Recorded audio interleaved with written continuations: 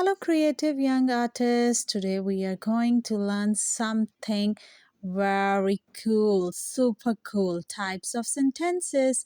Now let's get started. First one is declarative sentence, which tell us something. The cat is sleeping. It always ends with a full stop. Next one is a, in, an interrogative sentence in which we ask a question. Now, where is my book? It ends with a question mark. An imperative sentence tells someone to do something like please clean your room. It ends with a full stop or exclamation mark. Next one is an exclamatory sentence which shows strong feeling like excitement or surprise.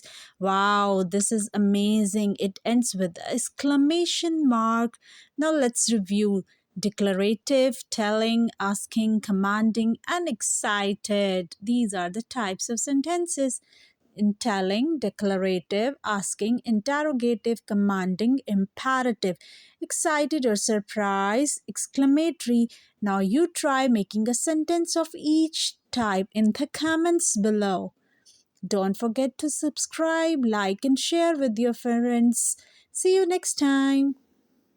Bye for now. Take care.